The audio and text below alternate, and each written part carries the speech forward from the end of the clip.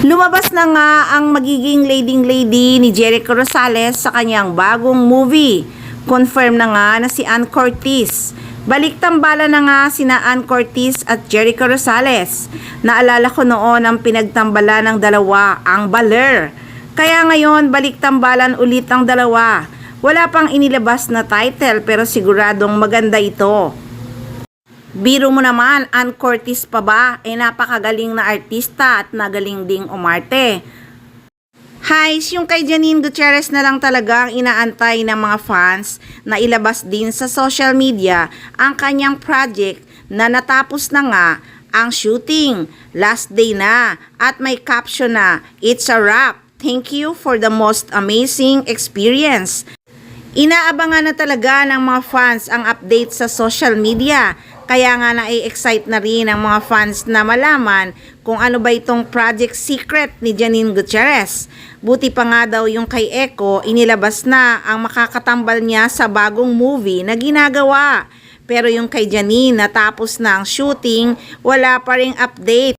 Pinapa-excite talaga ng sobra ni Janine Gutierrez ang kanyang mga fans.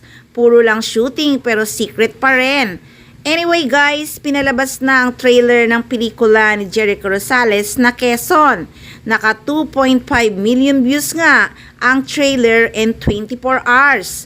So sa October 15 na nga ang showing. Ang pagkabayani, it's all about perception. He's the most unscrupulous comedian I've met. Chameleon pala, ha? Mahal kita, pero hulyango ka pa rin.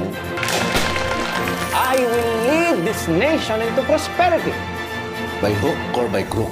Casey doesn't seem to realize that he's the one committing offenses against an orderly conduct of affairs by trying to take control of the government. Good government. And make lots of money along the way. Kondenahin mo lamang. Kaya naman sobrang nagpapasalamat din si Jericho Rosales sa suporta ni Janine Gutierrez at ng family nito sa kanya.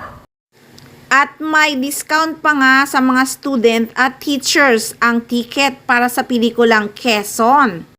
So inilabas na nga ang trailer ng pelikula ni Jericho Rosales na Quezon. At inilabas na rin kung sino nga ang kanyang bagong leading lady sa kanyang bagong moving gagawin.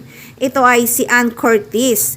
Will be reunited in the upcoming movie The Loved One. 11 years after they starred together in the MMFF 2008 official entry Baler.